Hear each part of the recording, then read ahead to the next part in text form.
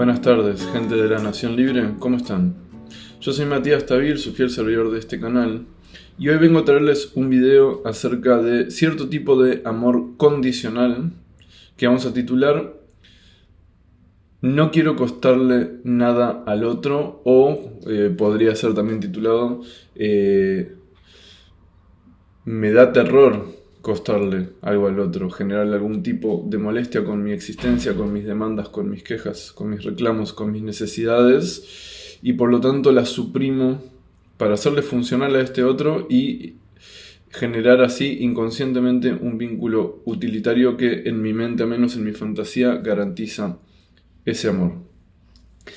Este video va a ser mi cumplimiento de la promesa que le había hecho a algunos de ustedes sobre desarrollar una idea que había compartido en el Instagram de Asociación Libre acerca de este tema. Quienes sigan el Instagram de Asociación Libre saben que allí comparto reflexiones, ideas, anécdotas de consultorio, etc.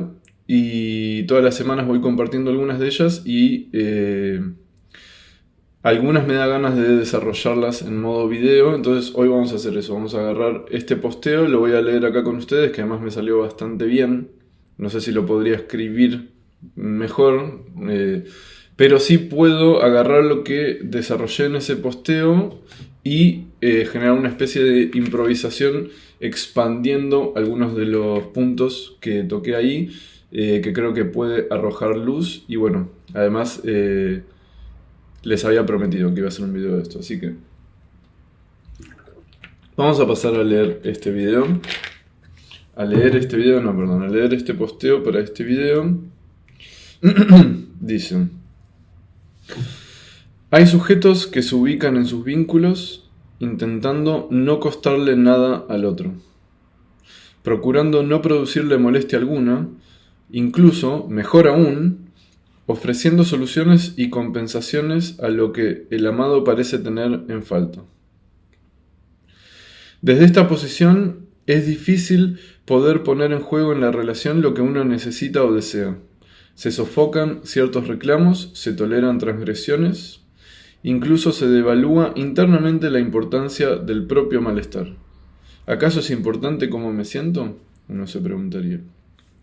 Es que sin saberlo, uno tiene miedo de que al generarle una molestia o un gasto al otro, éste nos abandone. No confiamos en que de verdad se nos ame como sujetos, sino tan solo como objetos de satisfacción. No creemos en que el otro esté dispuesto a sacrificar algo por nosotros, a hacer el espacio que significa alojarnos. Entonces, anulamos nuestra existencia, sofocando el reclamo de nuestras necesidades, generando inconscientemente un vínculo utilitario. Mientras le seamos funcionales al otro, mientras no le costemos, no seremos abandonados. Esto tiene que ver con profundas marcas provenientes de nuestra crianza. Allí se forjó esta posición y creencia inconsciente. El evitar causar conflicto era un medio para controlar la situación y garantizar en fantasía nuestro amor y subsistencia. El problema es que existir como sujetos implica molestar al otro. La salida no es simple, pero creo que aprender a leer nuestra historia, principalmente el deseo del otro, esto es un concepto lacaniano, es la forma más efectiva que conozco. Así se habilitan ciertos actos y movimientos que transforman nuestra posición típica, estereotipada en los vínculos, ¿no? Y este posteo se llama un amor condicional. Entonces, hasta allí vamos a ir expandiendo un poco, ¿no? Voy a leer la primera partecita que dice: hay sujetos que se ubican en sus vínculos intentando no costarle nada al otro, procurando no producirle molestia alguna, o incluso, mejor aún, ofreciendo soluciones y compensaciones a lo que el amado parece tener en falta, ¿no? Ahí estoy tratando de describir brevemente esta posición estereotipada que algunas personas pueden tener en los vínculos, donde a un nivel inconsciente, porque esto no es algo que la persona racionalice conscientemente, sino que es la forma en la cual por default uno se ubica en sus vínculos amorosos, que es básicamente la de no producirle molestia alguna al otro. Y cuando digo molestia alguna, esto tiene que ver con una dinámica subjetiva donde la molestia en realidad puede ser simplemente el hecho de contarle al otro algo que a uno le está pasando, compartirle el malestar, pedir ayuda de algún tipo, que el otro gaste dinero en uno, que al otro le cueste eso, dinero, o le cueste atención, o le cueste tiempo, o le cueste algo, digamos, que no le convenga egoístamente al otro pasar tiempo con nosotros o invertir parte de su tiempo con nosotros. Entonces, obviamente evitar todo eso es imposible, pero hay personas que intentan que sus vínculos sean como lo más funcionales al otro posible, ¿no? Y que lo hacen todo esto inconscientemente, no se lo cuestionan, digamos. Por eso se establece una dinámica en la que se encuentran y se repiten después en los vínculos que no saben exacto cómo llegaron ahí, pero es porque ya tienen este patrón inconsciente de comportamiento de, en el vínculo amoroso yo me posiciono así.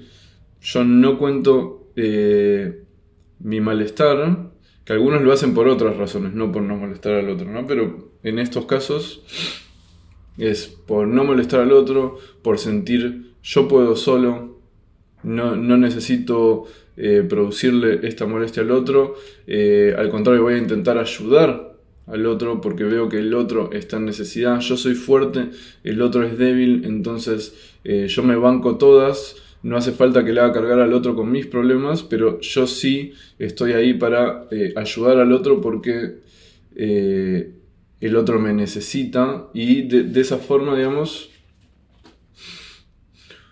uno establece en fantasía como una especie de control sobre el otro también, ¿no? Porque si uno piensa que el otro lo necesita o que uno se puede ubicar en el vínculo con el otro como convirtiéndose en alguien indispensable, entonces es una forma de controlar al otro, de retenerlo, de asegurarse su amor, de asegurarse que no nos abandone. Entonces, no solo uno se ubica intentando no costarle nada al otro, sino además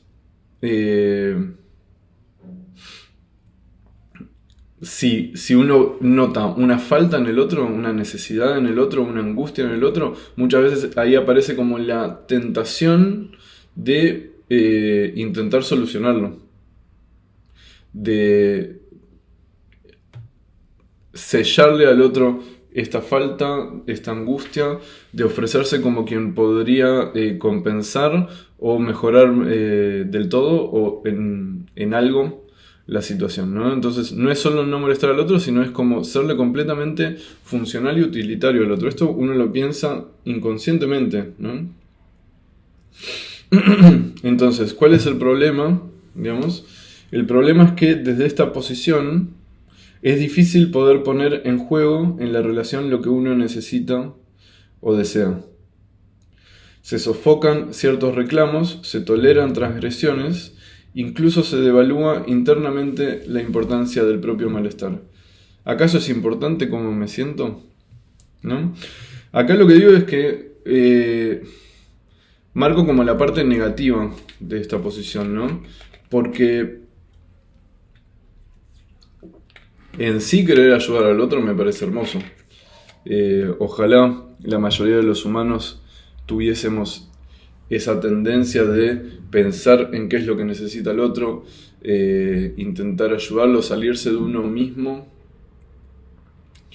para poder hacer un bien para los demás. Me parece hermoso. No me parece para nada mal que los humanos tengamos esa tendencia. El tema es que acá esa posición termina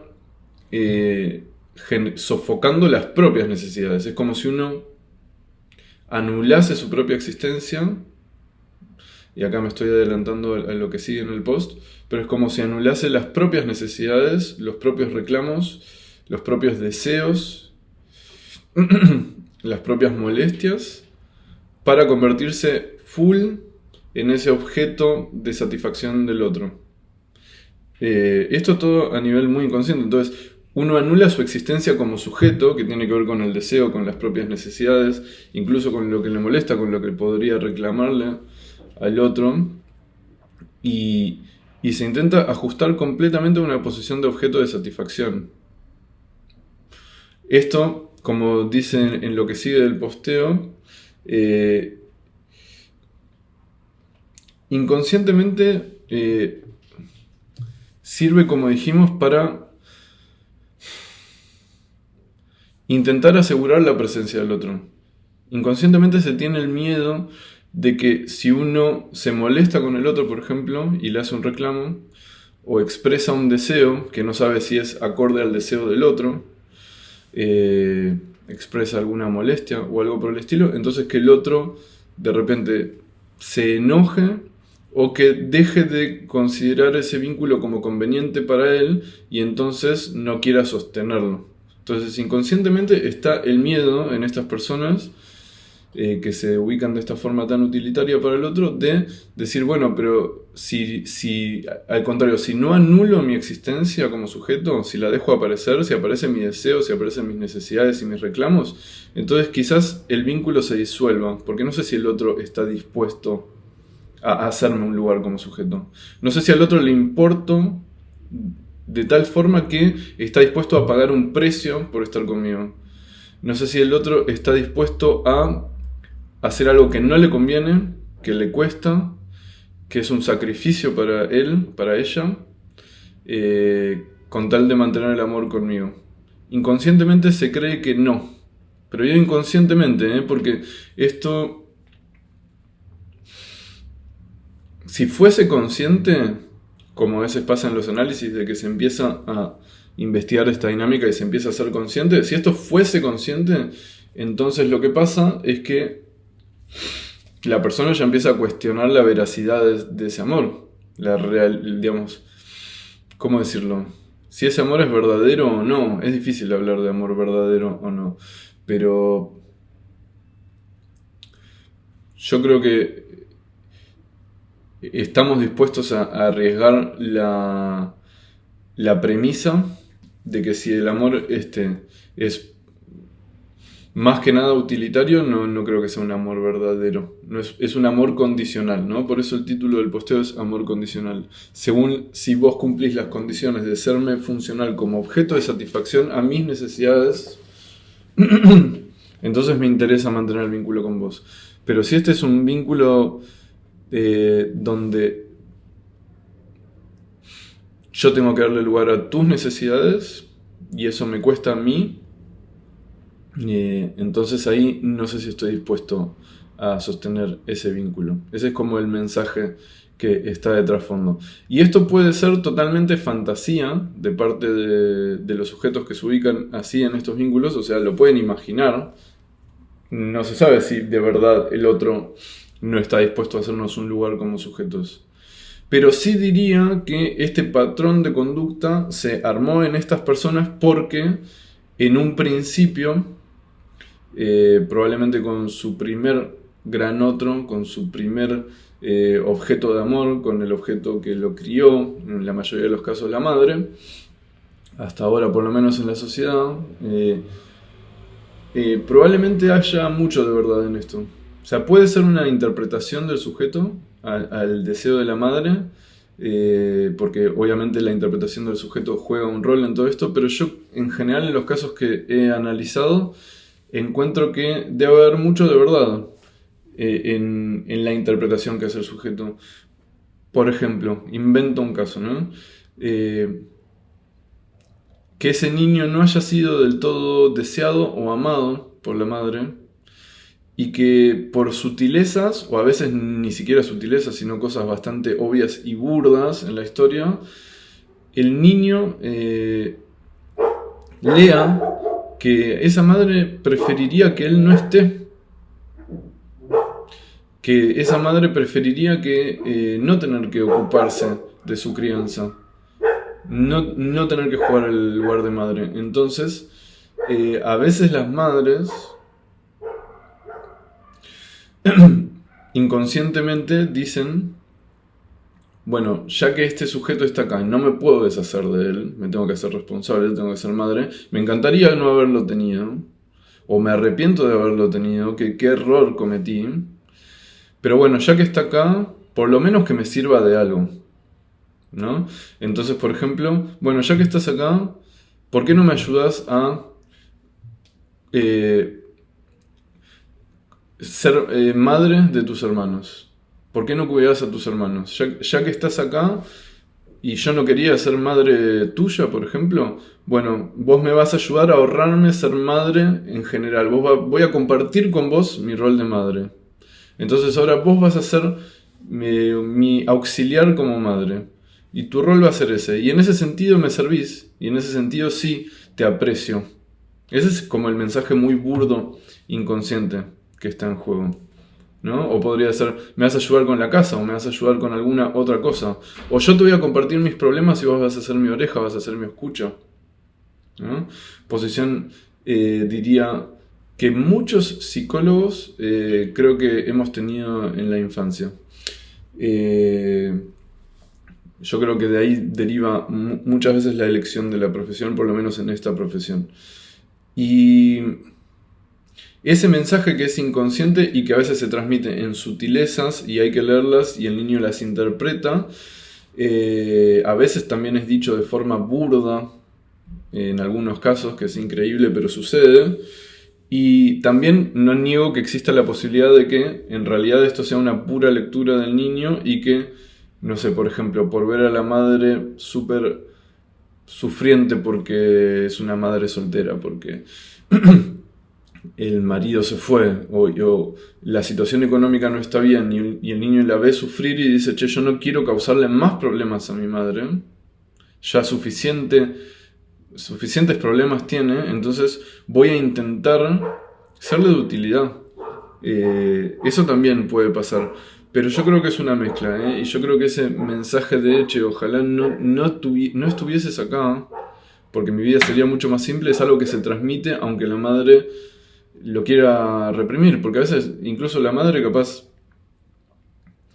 no por maldad hace eso, sino porque se encontró en una situación en la vida donde haber tenido ese hijo o esos hijos o haber tomado ciertas decisiones no resultó como ella esperaba y de repente se encuentra insatisfecha y triste en la vida, pero le pone lo mejor de sí para intentar salir adelante, pero ese malestar igual y ese esforzamiento de sostener esa posición aunque no le haga feliz se transmite de alguna forma y entonces se empieza a generar una dinámica como esta que estamos hablando. Entonces el niño, que luego se convierte en persona adulta, entiende que inconscientemente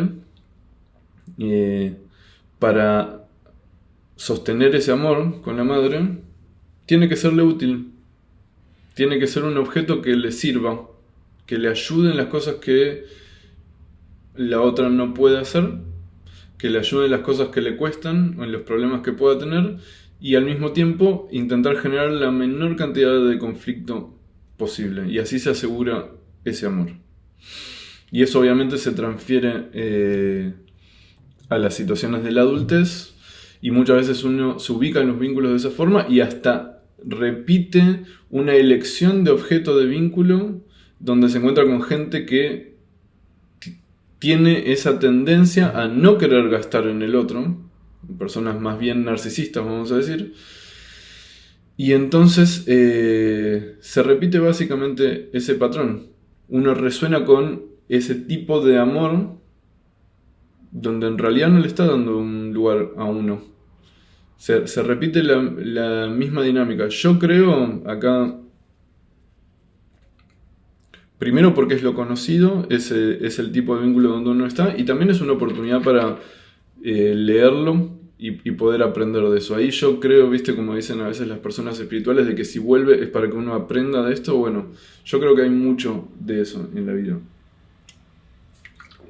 Entonces muchas veces la repetición de este tipo de lecciones y estos patrones de vínculo tiene que ver con, che, me parece que acá hay algo que no está resuelto. Y obviamente no vas a poder encontrar otra cosa hasta que sea resuelto, entonces vuelve a aparecer. Ahora, ¿cuál sería una salida con respecto a esto? Y mira, lo voy a decir de la forma que la pienso en este momento, que quizás es un poco duro, pero creo que es verdad. No sé si puedo hablar por todos los casos del mundo, pero creo que es algo bastante común. Y el tema es este. Yo dije en el posteo que la forma de salida es aprender a leer el deseo del otro. ¿Sí? ¿Qué significa aprender a leer el deseo del otro, del gran otro? Y con esto me refiero a los grandes otros de nuestra historia, empezando por ejemplo con la pareja actual, otras parejas que uno puede haber tenido, hermanos, pero digamos, siempre llegando en general, en los casos lo que uno ve es llegando por ejemplo a los padres, como dijimos antes, esta madre por ejemplo, ¿no? Entonces, en los análisis suelen aparecer cuestiones con, suponete, el vínculo actual. Y luego eso muy fácilmente el paciente mismo asocia que es algo que le pasaba con su madre. Entonces se ve la repetición de estas dos escenas donde se da una dinámica muy, muy similar. Entonces leer el deseo de estos otros a veces es leer el deseo de esta madre o leer el deseo de la pareja, que a veces tiene cosas muy similares y por eso se repite este patrón y uno se ubica de la misma forma, ¿no? Como que la misma dinámica está en juego.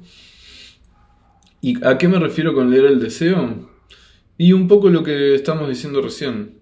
Depende del caso particular, depende, digamos, la forma en la que se dio ese vínculo, la forma en la que ese utilitarismo se dio en ese vínculo en particular, en qué sentido uno le era útil a la madre. Digamos, leer el deseo significa, a ver, pero qué era lo que tu madre quería de vos de verdad?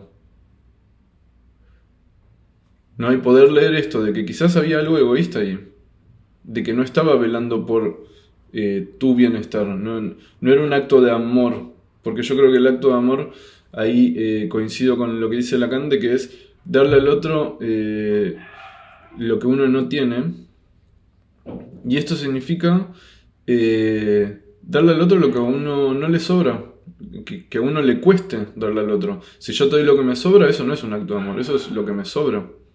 No hay ningún sacrificio mío en ese acto. En cambio, el acto de amor implica darte algo que cuando yo te lo doy a mí me genera falta. ¿Sí? Entonces, leer el deseo del otro en este caso es leer hasta qué punto hubo amor en ese vínculo y hasta qué punto no. Y no voy a asegurar que no hubo nada de amor. No creo que sean así los vínculos tan blanco y negro. Pero creo que poder diferenciar los momentos donde hubo actos egoístas de desamor, donde quizás hubo abuso emocional, en el sentido de posicionar al niño en una posición que no le es propia, no me sale la palabra, no es apropiada para un niño, como la de ocuparse de tareas de adulto, leer qué es lo que pensaba la madre cuando le negó las necesidades que sí son apropiadas darle bola a un niño, ¿no? Por ejemplo, no sé, invento un caso muy claro y extremo que se da muchas veces, pero no necesariamente en todos los casos. Hay personas que sufren abusos sexuales de niños, se lo cuentan a los padres, o se lo cuentan a la madre, por ejemplo,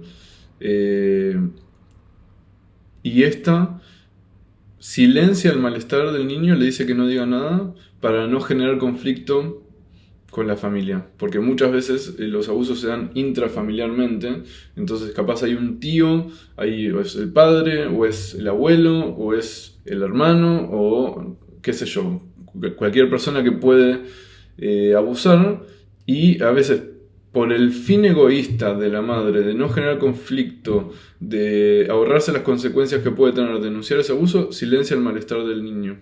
Esto también, ¿no? Son todos actos que en los análisis van apareciendo y que yo creo que la clave está en poder leer y diferenciar los actos de amor de los que no son actos de amor. Yo creo que ese es un punto que cada vez me doy más cuenta en los análisis que es clave. Poder diferenciar el amor del no amor.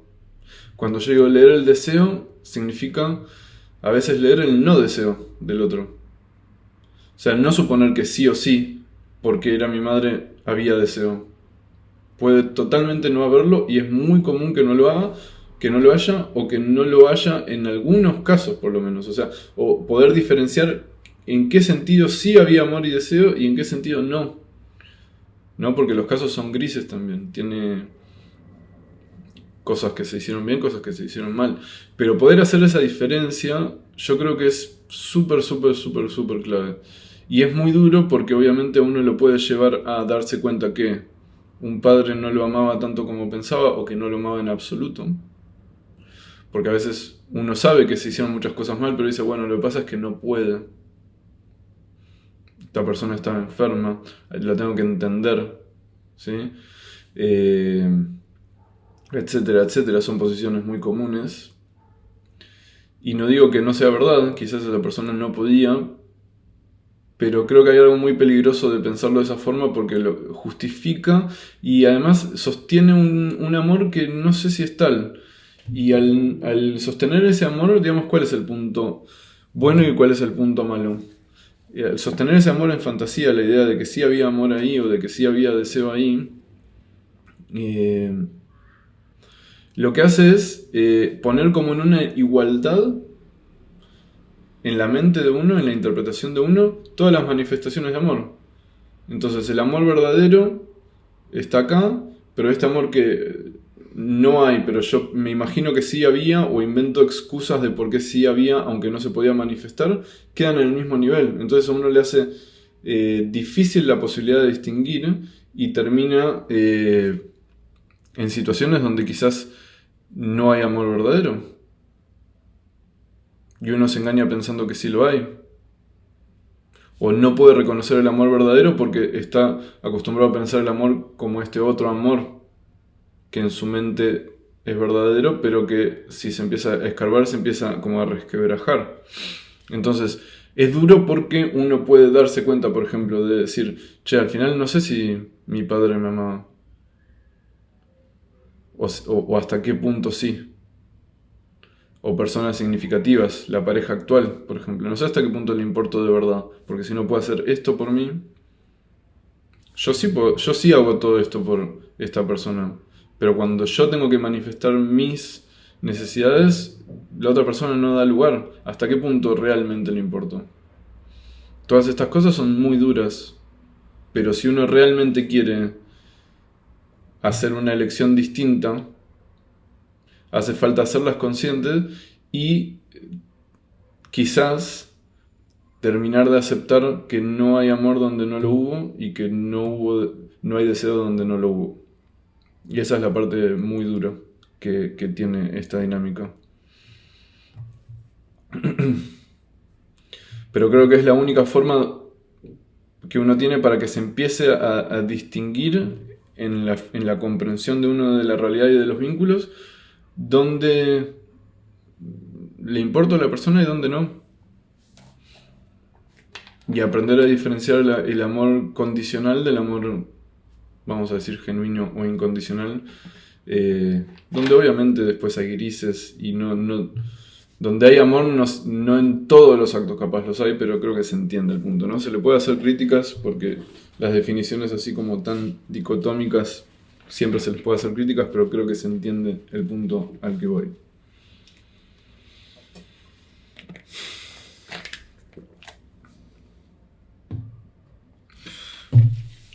Últimamente he visto en los análisis, y con esto termino, que este punto de poder leer el deseo del otro, y muchas veces yo siento que lo que está reprimido no es el deseo, sino el no deseo, o sea, la revelación de que no hay deseo en algunos vínculos amorosos.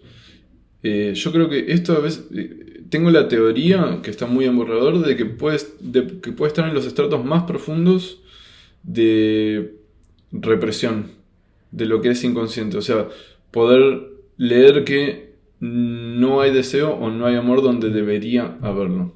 Y esto significa de los padres para con nosotros, por ejemplo, pero también de nosotros para con nuestros padres. Y en general será simultáneamente cuando uno puede leer que del otro lado no había el amor que uno supuestamente se imaginaba, también se empieza a habilitar esa manifestación de rechazo y de no amor de nuestra parte para con esas figuras, y esto permite la individuación y la separación, proceso que es sumamente importante psicológicamente para el desarrollo personal. Entonces, por más duro que sea, yo apuesto a esas revelaciones y creo que es el camino más sano.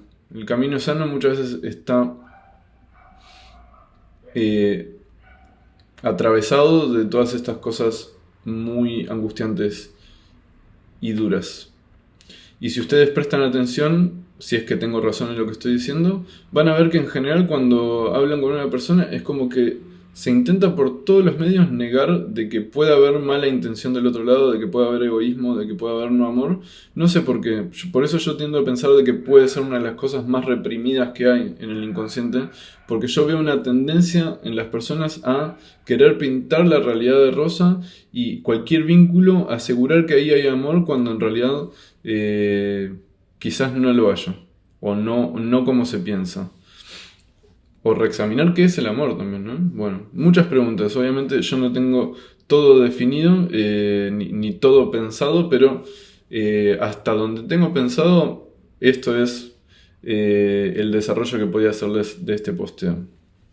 Y espero que les haya servido. Muchas gracias por estar aquí con nosotros, conmigo en este nuevo video.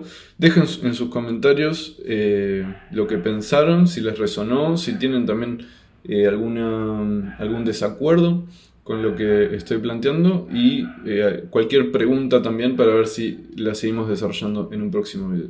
Espero que estén muy bien y nos vemos en la próxima sesión.